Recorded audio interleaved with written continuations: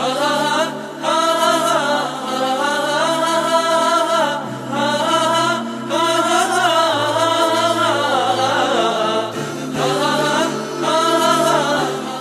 الله عنهم ورضوا عنه.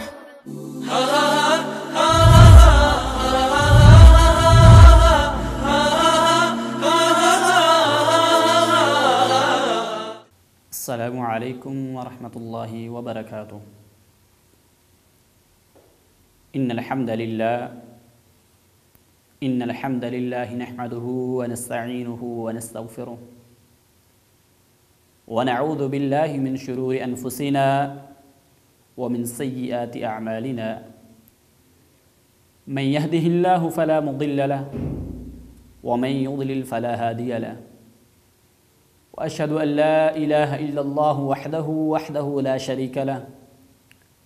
وأشهد أن محمدًا عبده ورسوله.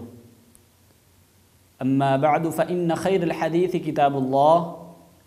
وخير الهدي هدي محمد صلى الله عليه وسلم. وشر الأمور محدثاتها وكل محدثة بدعة وكل بدعة ضلالة وكل ضلالة في النار. قال الله عز وجل في محكم تنزيله: أعوذ بالله من الشيطان الرجيم بسم الله الرحمن الرحيم رضي الله عنهم ورضوا عنه. ناظرین کرام، آج کی اس نشست میں جس موضوع کے بارے میں آگاہی کی جائے گی، رہنمائی کی جائے گی، اس کا ایک حصہ پہلی قسط میں گزر چکا ہے. اور اس موضوع کا انتخاب بہت ہی ضروری تھا، کیونکہ اس موضوع سے تعلق رکھنے والی ایسی شخصیت ہے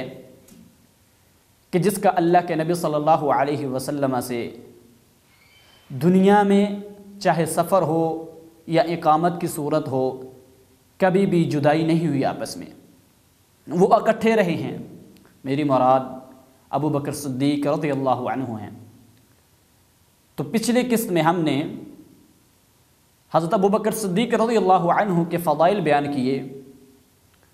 اور یہ فضائل سب سے پہلے کچھ دلیلیں ہم نے اللہ کے نبی صلی اللہ علیہ وسلم کی زبان اطہر سے دی، اور بعد میں صحابہ اکرام کی زبان اطہر سے کچھ ایسی دلیلیں پیش کی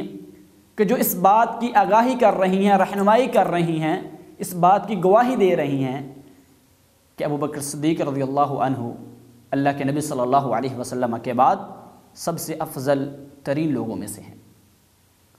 اور اس کے بعد دوسرا موضوع جو ہم نے بیان کیا پہلی قسط میں وہ یہ تھا کہ ابو بکر صدیق رضی اللہ عنہ کی خلافت بلا فصل کیوں ہے، یعنی اللہ کے نبی صلی اللہ علیہ وسلم کی وفات کے بعد کن کو سب سے پہلے خلیفہ بنایا گیا اور کیوں بنایا گیا، یہ بھی ہم نے دوسری حصے میں بیان کیا. آج کی اس قسط میں ناظرین کرام جس بات کی طرف لے کے جانا چاہتا ہوں وہ بہت ہی بڑی ایک اہم موضوع ہے جس کا احاطہ کرنا ہر مسلمان کے لیے بہت ہی ضروری بن جاتا ہے. وہ یہ ہے کہ بعض لوگ حضرت ابو بکر صدیق رضی اللہ عنہ کی خلافت کو تسلیم نہیں کرتے، بلکہ یہ دعویٰ کرتے ہیں کہ حضرت ابو بکر صدیق رضی اللہ عنہ نے یہ خلافت علی رضی اللہ عنہ سے چھینی تھی. اور ان کا سب سے بڑا اعتراض، سب سے بڑا ایشو جو ہوتا ہے وہ یہ ہے کہ وہ کہتے ہیں حضرت علی رضی اللہ عنہ نے حضرت ابو بکر صدیق کی بیعت نہیں کی تھی،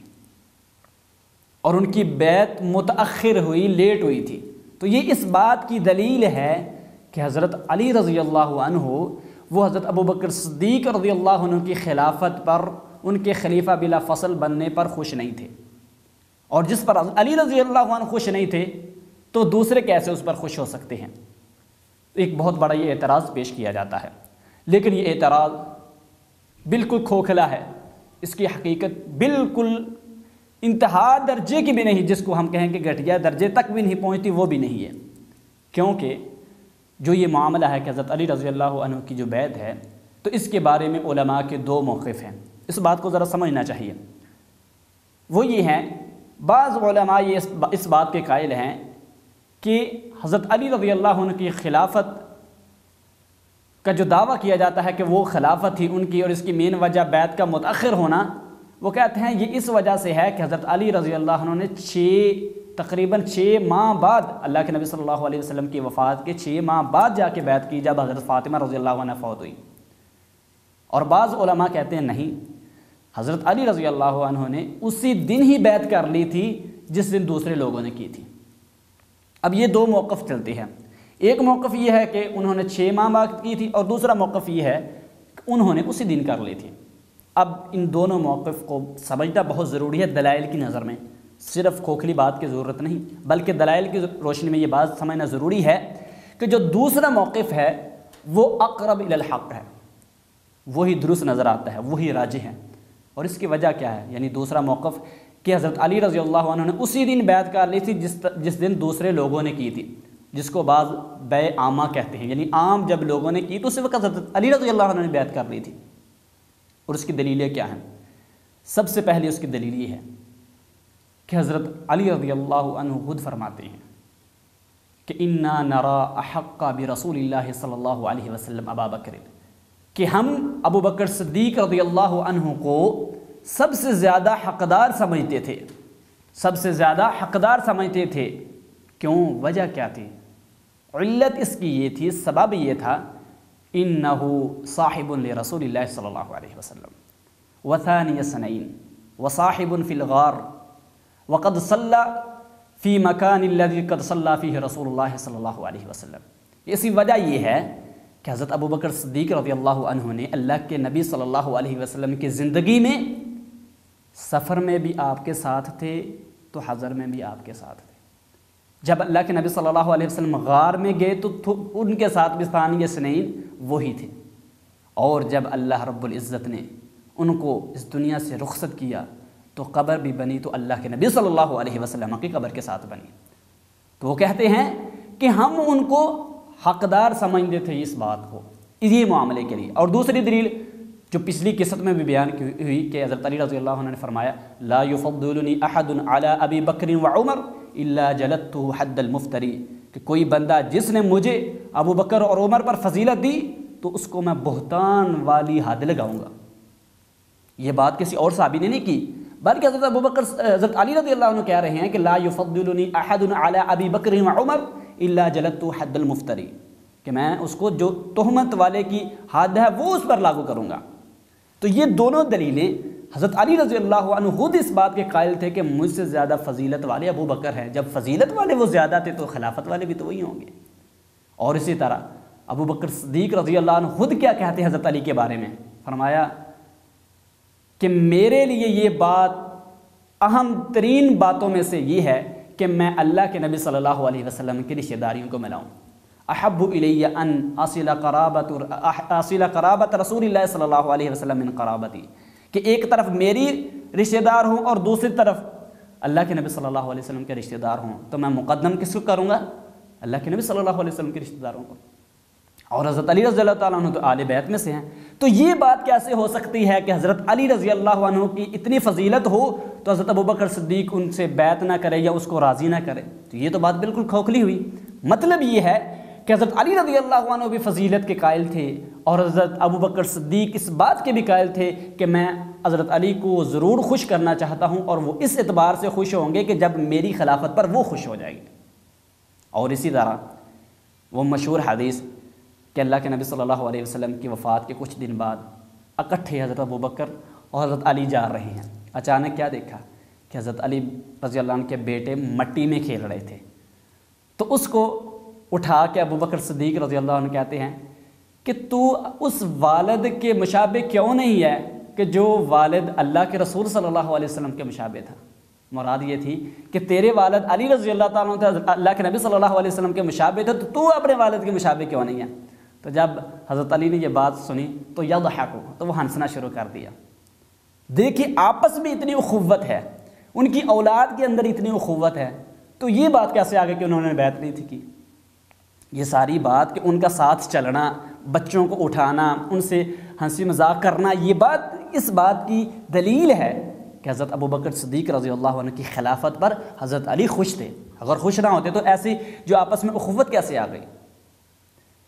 اگر یہ بات بھی کہہ دی جائے نہیں جی دوسرا قول نہیں درست بلکہ پہلا قول ہی درست ہے کہ انہوں نے آپ جو ابوبکر صدیق رضی اللہ عنہ ہیں ان کی خلافت پر بیعت 6 ماہ بعد کی تھی، ہم ایک منٹ کے لیے اس کو ہی تسلیم کر لیتے ہیں، لیکن یہ بات بھی جاننی چاہیے، کیا یہ ضروری ہے کہ جب کسی خلیفہ کی بیعت کی جائے تو ہر کوئی آ کر اس پر بیعت کرے، ہاتھ لگائے؟ نہیں، جمہور علماء کا یہ موقف ہے کہ بیعت کے لیے یہ ضروری نہیں کہ ہر بندہ مثلا امیر ہو، غریب ہو، چھوٹا ہو، بڑا ہو، مرد ہو، عورت، وہ سارے آئیں اور ہاتھ پر ہاتھ رکھیں گے تو پھر بیعت ہوگی، یہ تو نہیں، بلکہ اکثر لوگ، غالب لوگ اگر وہ بیعت کر لیں اور خوش ہو جائیں تو وہ بیعت ہو جاتی ہے تمام مسلمانوں کے نزدیک۔ اور دوسری بات یہ بھی یاد رکھیے، کیا حضرت علی رضی اللہ عنہ نے خروج کیا تھا حضرت ابوبکر پر؟ نہیں کیا، تو یہ اس بات کی دلیل ہے کہ وہ اس کو تسلیم کرتے تھے۔ تیسری بات، کیا کسی صحابی نے یا کسی آل بیت میں سے کسی نے اعتراض کیا ہو حضرت ابوبکر صدیق رضی اللہ عنہ کی خلافت پر؟ کسی نے نہیں کیا۔ تو یہ ساری دلیلیں، حضرت ابوبکر صدیق رضی اللہ عنہ کا فضیلت والا ہونا، حضرت علی کا قائل ہونا اس چیز پر، صحابہ کا اجماع اس بات پر ہو جانا، یہ ساری چیزیں اس بات پر رہنمائی ہماری کر رہے ہیں کہ صحابہ اکرام سارے متفق تھے، اپنے دور میں متفق تھے۔ یہی وجہ ہے نا کہ اللہ کے نبی صلی اللہ علیہ وسلم نے فرمایا علیکم بسنتی و سنت الخلفاء الراشدین المہدیین۔ اگر صحابہ کے درمیان آپس میں اختلاف ہوتے تو وہ ہمارے لیے اسوہ کیسے بن سکتے تھے؟ ان کو یہ ریکارڈ کیسے مل جاتا کہ رضی اللہ عنہم ورضوا عنہ، کہ اللہ ان سے خوش ہے تو وہ اللہ تعالیٰ کی نعمتوں پر خوش ہو گئے ہیں، جو اللہ نے ان پر نعمتیں کی ہیں اس پر وہ خوش ہیں۔ یہ کب ریکارڈ ملتی ہیں؟ جب انسان کے دل صاف ہوں، جب اس کی زبان دل کے مطابق بات کہے، یہ اس وقت ساری چیزیں ہوتی ہیں۔ تو یہ مین اعتراض کا یہ جواب تھا کہ جو یہ اعتراض کیا جاتا ہے کہ حضرت ابوبکر صدیق رضی اللہ عنہ کی خلافت پر حضرت علی رضی اللہ تعالیٰ نے بیعت لیٹ کی تھی تو لہٰذا یہ بیعت درست نہیں تھی اور یہ ساری بات غلط ہے کہ ابوبکر صدیق رضی اللہ عنہ خلافت کے حقدار تھے، تو یہ ساری کھوکھلی بات ہے۔ اور اس کے بعد ہم جو دوسرا موضوع ہے اس کی طرف آتے ہیں، وہ یہ ہے کہ جب حضرت ابوبکر صدیق رضی اللہ عنہ صحابہ کے اجماع کے ساتھ، اتفاق کے ساتھ، ساری شورا کے متفق فیصلے کے بعد خلیفہ بن گئے تو بڑی مشکلیں تھیں، بڑے بڑے اہم کام کیے کہ اگر کوئی اور بندہ اس جگہ پر ہوتا تو وہ کام کرنا اس کے لیے مشکل بن جاتا، کیونکہ خلیفہ کے لیے یہ بات ضروری ہے کہ وہ تحمل مزاج بھی ہو، اس کے اندر صبر بھی ہو۔ تو حضرت ابوبکر صدیق رضی اللہ عنہ کے پاس صبر کیسے تھا، یہ ابھی بات آگے آئے گی۔ جب حضرت ابوبکر صدیق رضی اللہ عنہ خلیفہ بنتے ہیں یا جب اللہ کے نبی صلی اللہ علیہ وسلم اس دنیا فانی سے چلے جاتے ہیں تو ایک بہت بڑا پہاڑ جیسے مسلمانوں پر گر پڑا ہے۔ اللہ کے نبی صلی اللہ علیہ وسلم کی وفات ایک چھوٹا سا صدمہ نہیں بلکہ صحابہ کا کیا حالت ہو گئی تھی۔ العواصم من القواسم، امام ابو بکر بن ابن العربی المالکی کی کتاب ہے، وہ ایک عبارت ذکر کرتے ہیں، وہ کہتے ہیں کہ جب اللہ کے نبی صلی اللہ علیہ وسلم اس دنیا سے رخصت ہو گئے تو حضرت عثمان رضی اللہ عنہ بولنا بند کر گئے، سکت، وہ خاموش ہو گئے۔ حضرت علی رضی اللہ عنہ کیا حال تھا؟ کہتے ہیں کہ وہ اپنے گھر میں جا کے چھپ گئے کہ مجھے کوئی ایسا آ کے بات نہ کہے کہ اللہ کے نبی صلی اللہ علیہ وسلم فوت ہو گئے۔ حضرت عمر رضی اللہ عنہ کا کیا حال تھا؟ فرماتے ہیں جو بندہ یہ کہتا ہے کہ اللہ کے نبی صلی اللہ علیہ وسلم دنیا سے چلے گئے ہیں، فوت ہو گئے ہیں، میں اس کو تلوار کے ساتھ ماروں گا، اضربہ بسیفی۔ لیکن جب ابوبکر صدیق رضی اللہ عنہ نے یہ بات سنی، صحابہ کا یہ غم دیکھا، تو لوگوں کو اکٹھا کیا اور خطبہ ایک دیا، ایک بہت ہی جامع خطبہ دیا۔ فرمایا سن لو، من کان یعبد منکم محمدن، کہ جو بندہ تم میں سے محمد صلی اللہ علیہ وسلم کی عبادت کرتا تھا، فإن محمدًا قد مات، تو محمد صلی اللہ علیہ وسلم تو فوت ہو گئے ہیں، لہٰذا وہ عبادت چھوڑ دے۔ ومن کان یعبد اللہ فإن اللہ حی لا یموت، لیکن جو اللہ رب العزت کی عبادت کرتا ہے، اللہ کو ہی اپنا پروردگار، مشکل کشا ہر چیز کا مانتا ہے تو وہ اللہ ہمیشہ سے زندہ ہے اور ہمیشہ زندہ رہے گا۔ فَإِنَّ اللَّهَ حَيٌّ لَا يَمُوتُ، اللہ زندہ ہے ہمیشہ سے اور ہمیشہ رہے گا۔ پھر یہ آیت پڑھی کہ وَمَا مُحَمَّدٌ إِلَّا رَسُولٌ قَدْ خَلَتْ مِن قَبْلِهِ الرُّسُلُ، کہ محمد صلی اللہ علیہ وسلم تو سابق رسولوں کی طرح کا رسول ہیں، جس طرح وہ دنیا سے چلے گئے انہوں نے بھی چلے جانا ہے۔ تو حضرت عمر بن خطاب کہتے ہیں کہ جب ابو بکر صدیق نے یہ آیت پڑھی تو مجھے ایسا لگ رہا تھا کہ یہ آیت ابھی اتری ہے یا میں پہلی دفعہ سن رہا ہوں۔ حالانکہ ان کو سارے قرآن کا پتہ تھا، لیکن جو تطبیق عملی اس کی اس وقت پر، تو فرماتے مجھے لگا کہ ایسے ہی آیت ابھی اتری ہے۔ یہ بہت بڑا ایک غمگین معاملہ تھا کہ جس میں صحابہ کو ثابت قدم کیا تو ابو بکر صدیق رضی اللہ عنہ نے۔ اس لیے کہتے ہیں کہ حضرت ابو بکر صدیق کے سب سے اہم اور پہلے امور میں سے وہ معاملہ ہے کہ اثبات علی الدین، کہ صحابہ کو دین پر اکٹھا کر دینا اور ان کو صبر کی تلقین کرنا۔ اور اس کے بعد جو انہوں نے اپنی خلافت میں مین کام کیا وہ یہ تھا کہ اسامہ رضی اللہ عنہ کا جو قافلہ تھا جس کو جیش اسامہ کہا جاتا ہے اس کو نافذ کیا، کیونکہ اللہ کے نبی صلی اللہ علیہ وسلم جب اپنی زندگی میں موجود تھے تو انہوں نے اس کو نافذ کرنے کی کوشش کی، لیکن آپ کی بیماری کی وجہ سے یہ کام کمپلیٹ نہ ہو سکا، تو آپ نے ان کو دوبارہ واپس بلا لیا۔ تو اللہ کے نبی صلی اللہ علیہ وسلم نے آخری وصیتوں میں سے ایک وصیت یہ بھی کی تھی کہ جیش اسامہ کو نافذ ضرور کرنا ہے۔ تو جب یہ معاملہ آیا تو کچھ صحابہ نے یہ کہا کہ اے ابو بکر یہ معاملہ بہت مشکل ہے، مدینہ میں منافقوں کا ڈر ہے، لوگ مدینہ پر حملہ کر سکتے ہیں، بعض لوگ مرتد ہو رہے ہیں، لہٰذا جیش اسامہ کو تأخر دی جائے، اس کو لیٹ کر دیا جائے۔ لیکن قربان جاؤں ابو بکر صدیق رضی اللہ عنہ پر، کیا کہا آگے سے؟ فرمایا واللہ لا احل عقدۃ عقدها رسول اللہ صلی اللہ علیہ وسلم ولو ان الطیر تخطفنا ولو ان الکلاب من حول المدینہ ولو ان الکلاب جرت بارجل امہات المؤمنین۔ تم یہ کہتے ہو کہ میں جیش اسامہ کو نافذ نہ کروں، اس کو نہ بھیجوں،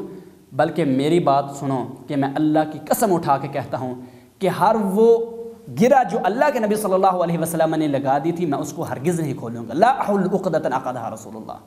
میں اس گرہ کو کبھی نہیں توڑنے والا جس کو اللہ کے نبی صلی اللہ علیہ وسلم نے مضبوطی سے باندھ دیا ہے۔ اور دوسری بات کہ مدینے پر منافقین کا ڈر ہے، مدینے پر جنگ کا ڈر ہے، تو سن لو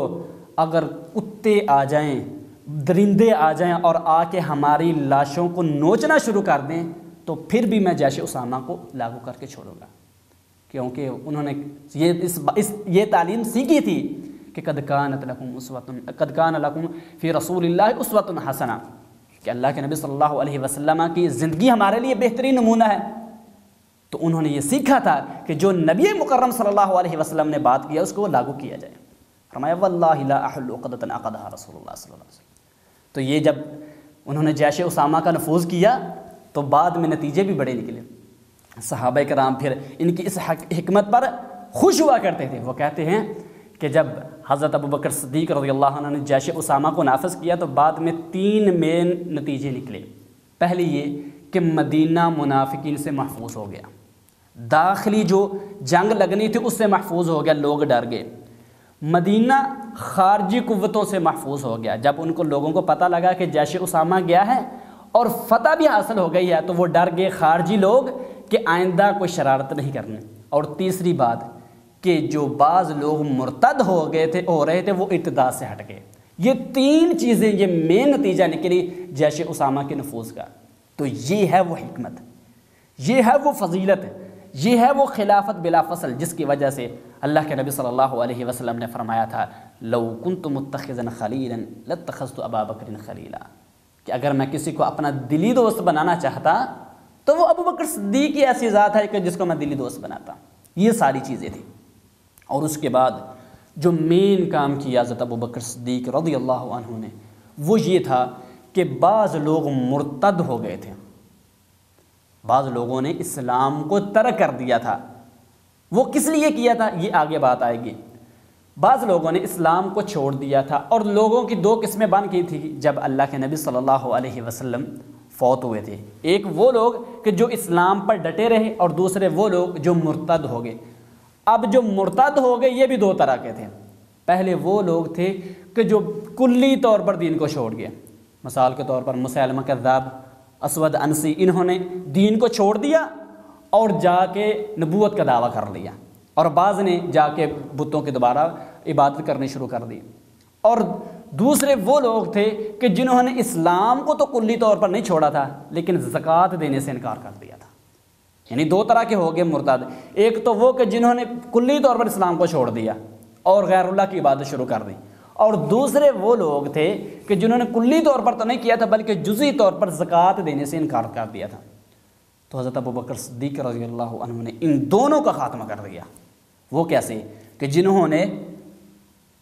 نبوت کا دعویٰ کیا تھا اس کی طرف بڑے بڑے لشکر بھیجے اور جا کے ان کا خاتمہ کیا، اور جو دوسرے تھے جنہوں نے زکوٰۃ دینے سے انکار کیا تو فرمایا واللہ لأقاتلن من فرق بین الصلاۃ والزکوٰۃ، کہ اللہ کی قسم ہے کہ میں ہر اس بندے سے لڑائی کروں گا جس نے نماز اور زکوٰۃ کے درمیان فرق کیا،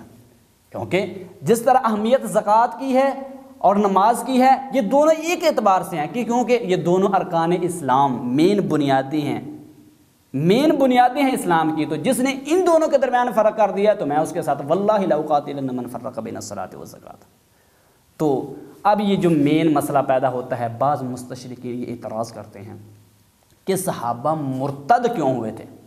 بعض مسلمان تو ان کو صحابی نہیں کہتے کہ جو لوگ مرتد ہو گئے تھے، اب وہ کہتے ہیں کہ یہ ارتداد ان کے اندر کیوں آیا تھا؟ تو اس کی 3-4 وجہ ہیں۔ وہ پہلی وجہ یہ ہے کہ یہ جو لوگ اسلام سے منحرف ہوئے تھے ان کی مین وجہ یہ تھی کہ وہ نئے اسلام لے کے آئے تھے اور ایمان ان کے دل کے اندر نہیں بسا تھا، کیونکہ اس کی مثال موجود ہے کہ جو صحابہ اللہ کے نبی صلی اللہ علیہ وسلم کے ساتھ ملازم تھے، مدینہ میں رہتے تھے، ان میں سے کوئی بھی مرتد نہیں ہوا۔ کیوں؟ کیونکہ ان کو اسلام کے ساری چیزوں کا پتہ تھا، اور یہ جو مرتد لوگ ہوئے تھے یہ وہ ایسے تھے کہ ان کے بڑے بڑے آتے تھے اور آ کے کچھ ابتدائی چیزیں سیکھ کے چلے جاتے تھے، اور بعد میں وہ جب اللہ کے نبی صلی اللہ علیہ وسلم فوت ہو گئے تو انہوں نے کہا جب نبی اس دنیا سے چلے گئے ہیں تو اسلام کا کیا فائدہ۔ اور بعض وجہ یہ بھی ہے کہ بعض لوگ اسلام میں اسلامیت کی وجہ سے داخل نہیں ہوئے تھے بلکہ پیسوں کی وجہ سے داخل ہوئے تھے، کیونکہ یہ بات معروف تھی ان کے اندر کہ جو یہ چاہتا ہے کہ اس کی غربت ختم ہو جائے وہ محمد صلی اللہ علیہ وسلم کا دین قبول کر لے۔ تو بعض نے جب یہ دیکھا کہ محمد صلی اللہ علیہ وسلم غنیمت بڑی اخذ کر رہے ہیں، یہ بڑے مسلمان امیر ہو رہے ہیں، تو چلو اسلام کو قبول کر لیتے ہیں۔ تو جب انہوں نے اسلام قبول کیا، اللہ کے نبی صلی اللہ علیہ وسلم دنیا سے چلے گئے تو انہوں نے اسلام کو بھی ترک کر دیا کیونکہ ان کا مقصود ختم ہو گیا تھا۔ اور تیسری جو مین وجہ تھی وہ یہ تھی کہ جو قبائلی تعصب آپس میں پایا جاتا ہے، کیونکہ یہ بات معروف تھی اہل العرب میں کہ ان کے اندر قبائلی تعصب تھا، یعنی ایک قبیلہ والا دوسرے قبیلے والے کی عزت نہیں کرتا تھا بلکہ وہ ایک دوسرے سے تعصب رکھتے تھے۔ تو بعض جب لوگ اسلام صرف اس وجہ سے لے کے آئے کہ ہمارے کے ساتھ اللہ کے نبی صلی اللہ علیہ وسلم لڑائی کریں گے، ہم مارے جائیں گے، تو چلو اسلام ہی قبول کر لیتے ہیں۔ لیکن جب اللہ کے نبی صلی اللہ علیہ وسلم دنیا سے گئے تو انہوں نے کہا یہ قبیلہ کوئی اور ہے، قریشی ہے، ہم دوسرے، ہم تو اسلام کو چھوڑ دیتے ہیں۔ تو یہ وہ لوگ تھے جو اسلام سے منحرف ہوئے، جو اصل اسلام میں داخل نہیں ہونے آئے تھے بلکہ اسلام کو کھوکھلا کرنے آئے تھے۔ اور اللہ رب العزت نے یہ فیصلہ کیا ہوا ہے آسمانوں پر کہ الاسلام یعلو ولا یعلی علیہ، کہ غالب اسلام نے ہونا ہے، ایمان والوں نے ہونا ہے، مؤمنوں نے ہونا ہے، مسلمانوں نے ہونا ہے، کوئی اور اسلام پر غالب نہیں ہو سکتا۔ تو یہ ساری چیزیں یہ بیان کرنے کا مقصد، یعنی جیش اسامہ کو بیان کرنا، مسلمانوں کو ثابت قدم رکھنا اور یہ مرتدین والا معاملہ، یہ بیان کرنے کا مقصد یہ ہے کہ ایک نتیجے کی طرف پہنچا جائے، اور وہ نتیجہ یہ ہے کہ اگر خلافت بلا فصل کے مستحق تھے تو وہ ابو بکر صدیق رضی اللہ عنہ تھے۔ وہ اس وجہ سے کہ اس طرح کے معاملے اگر کوئی کر سکتا ہے اور اتنے مشکل وقت میں تھوڑے عرصے میں اتنے بڑے کام کر سکتا ہے تو وہ اللہ کے نبی صلی اللہ علیہ وسلم کے بعد ایک ہی ایسی ذات تھی جو اس کی مصداق ٹھہرتی ہے، تو وہ ہے ابو بکر صدیق رضی اللہ عنہ۔ اللہ رب العزت سے دعا ہے کہ اللہ رب العزت ہم کو حق بات سن کر اور اس پر عمل پیرا ہونے کی بھی توفیق عنایت فرمائے۔ اللہم ارنا الحق حقا وارزقنا اتباعہ وارنا الباطل باطلا وارزقنا اجتنابہ وما علی الا البلاغ المبین۔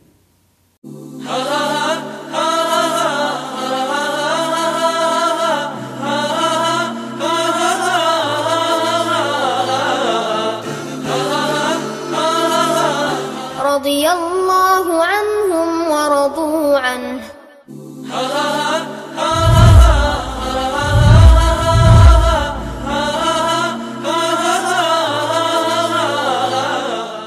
لا